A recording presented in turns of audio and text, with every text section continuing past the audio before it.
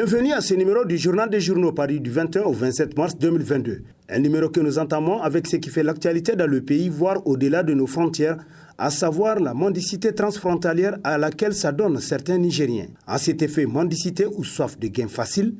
se demande Niger Interhebdo qui constate qu'à propos de la mendicité ayant fait l'objet d'un reportage au Sénégal par ITV, il faut souligner que la situation est beaucoup plus complexe qu'elle ne paraît. Le phénomène ne date pas d'aujourd'hui. Par le passé, les destinations privilégiées étaient l'Arabie Saoudite, l'Algérie, la Libye, le Bénin, la Côte d'Ivoire. C'est en raison des difficultés rencontrées dans ces pays où, pour y accéder, qu'ils ont commencé à prospecter le Sénégal, et ce, depuis quelques mois, selon le journal pour qui, loin de la mendicité classique, qui dit reste condamné par l'islam, ce phénomène est en réalité un véritable business qui dégrade l'image de ceux qui s'y adonnent et celle de l'État. Ainsi, le phénomène décrit dans le reportage donnant l'impression au monde que la mendicité serait une caractéristique congénitale du Nigérien et que le Niger serait un pays de grande misère et pauvreté mérite un traitement approprié d'après Niger Interhebdo, selon qui il s'agit d'un problème socio-culturel qu'il convient de traiter à la source et commencer par leur rapatriement pur et simple. Des centaines de mendiants nigériens prennent d'assaut les rues de Dakar les effets de la corruption, des détournements systématiques des fonds publics et de l'insécurité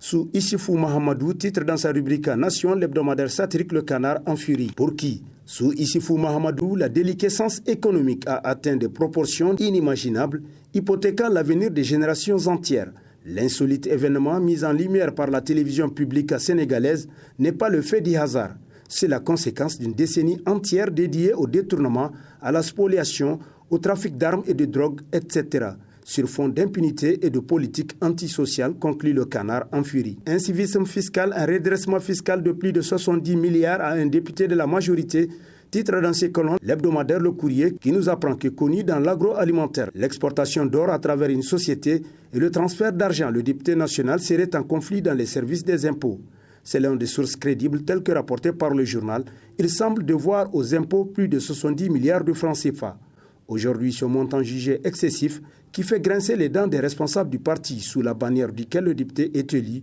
Du reste, les responsables menaceraient même de ne plus suivre les consignes de la majorité jusqu'à ce que la situation soit réglée d'après l'hebdomadaire qui poursuit. 70 milliards de francs CFA, c'est un trésor qui pourrait servir à construire des salles de classe, des salles de soins et des points d'eau dans un État comme le Niger dans lequel les secteurs sociaux de base manquent cruellement de tout. Et même à doter notre armée en cette période où les terroristes et autres criminels écument des zones entières de notre pays, conclut Le Courrier. Insécurité armée à Tillabéri face à l'hécatombe, la stratégie de lutte doit être revue, titre dans sa rubrique Nation, l'hebdomadaire Le Monde aujourd'hui, pour qui depuis longtemps, sinon depuis que l'insécurité s'est installée pour prendre racine dans cette région de Tillabéri, les attaques qui y surviennent sont systématiquement attribuées à des groupes djihadistes lourdement armés en provenance du Mali.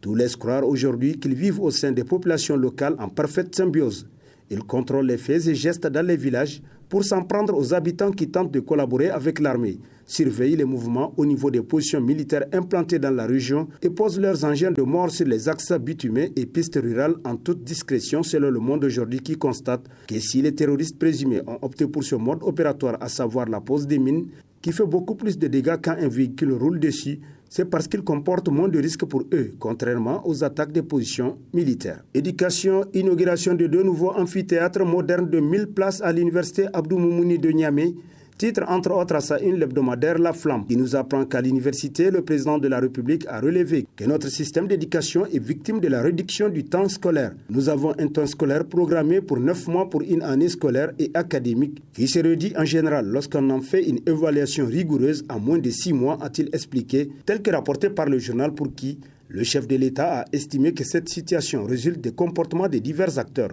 Des comportements qui provoquent la suspension des cours pour une raison ou pour une autre. Déjà au cours de sa toute première année à la tête de notre pays, Mohamed Bazoum avait sensiblement concrétisé son engagement à redresser le système éducatif nigérien à travers plusieurs actions, notamment d'importants investissements, des rencontres avec les différents acteurs et partenaires de l'éducation, des réformes innovantes dans le secteur ainsi que des recrutements à la fonction publique, entre autres, conclut La Flamme. Visite du chef de l'État à l'université Abdou Moumouni, notre mercredi de vérité, titre à sa une l'hebdomadaire satirique Le Hérisson, pour qui gare à celui qui croisera le regard du président Bazoum un mercredi, qu'il se prépare alors à entendre ce qui peut lui déplaire, s'exclame le satirique qui poursuit. Les enseignants-chercheurs ne diront pas le contraire. après l'école normale de Niamey le mercredi 16 mars 2022, où il a fait un diagnostic sans complaisance de notre système de formation d'enseignants. Le voilà à l'université Abdou Moumouni le mercredi suivant, 23 mars 2022, en face de la communauté universitaire. Là également, toujours égal à lui-même,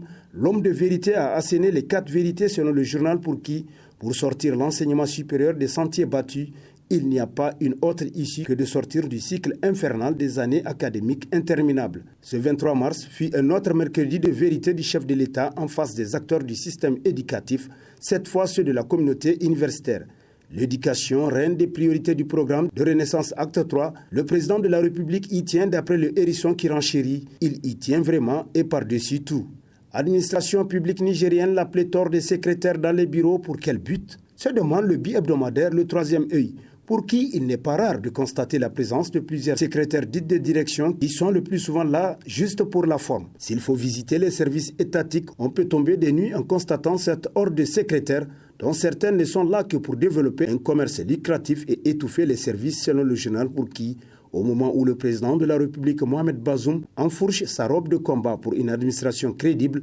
il est nécessaire de revoir à fond le fonctionnement de notre administration en vue de lui extraire les agents qui n'apportent aucune plus-value. Le placement des agents doit répondre à un souci d'efficacité et non pour récompenser les militants des formations politiques ou des postes dont ils n'ont aucune compétence d'après le Troisième Œil qui renchérit. C'est du devoir de tous les ministres de prendre des mesures drastiques en vue de limiter le dégât. Flambée des prix de produits de grande consommation, le gouvernement détaxe plusieurs produits, titre dans sa rubrique politique l'hebdomadaire La Roue de l'Histoire, qui nous apprend que la réduction des valeurs d'importation de certains produits, détaxation, débarquement rapide des marchandises nigériennes au port, suppression de certaines redevances, suspension de l'application de l'arrêté portant sur les visas des États financiers, telles sont les mesures prises par le gouvernement pour faire face à la situation au grand soulagement des consommateurs et des opérateurs économiques. Avec le dénouement du débarquement des bateaux au port de Cotonou et les autres mesures prises par le gouvernement, le président de la Chambre de commerce a affirmé que les prix des produits de grande consommation vont bientôt se stabiliser, voire même baisser dans les prochains jours.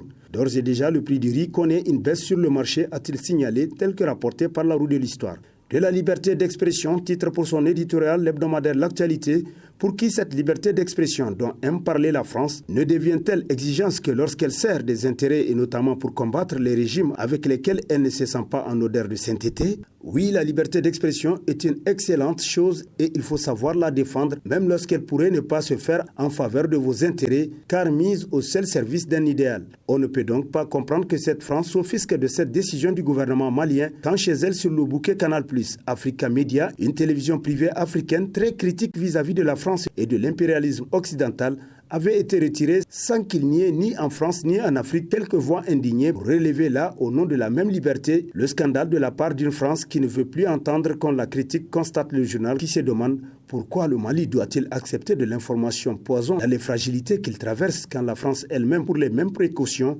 de porter loin par leur couverture satellite des médias qui la dérangent dans sa conscience d'anciens et nouveaux colonisateurs. Quoi qu'on dise, ces deux médias sont des instruments au service de l'influence de la France dans le monde et même à cette fin seulement, il y a de quoi s'en méfier d'après l'actualité. Sambera, la mairie poursuit ses œuvres de bienfaisance au profit de la population, titre dans ses colonnes l'hebdomadaire Niger Times, qui nous apprend que le maire de la commune rurale de Sambera, Moumouni Hamani, poursuit ses nobles missions à l'intérieur de son entité administrative. Une tournée de proximité pour s'enquérir des préoccupations de la population, mais aussi pour superviser les chantiers en cours sans oublier les séances de sensibilisation. Il convient de noter que le maire de la commune rurale de Sambera est toujours à pied d'œuvre. C'est ainsi que pour réduire significativement l'exode massif de la jeunesse de la commune et surtout apporter une réponse immédiate à l'insécurité alimentaire, la commune de Sambera a initié l'activité de riziculture au profit des jeunes du village de Bangaga, selon Niger Times. Et sur ce prend fin le présent numéro de la revue de presse. Prochain rendez-vous, plaise à Dieu dans une semaine, avec toujours la même passion de vous servir.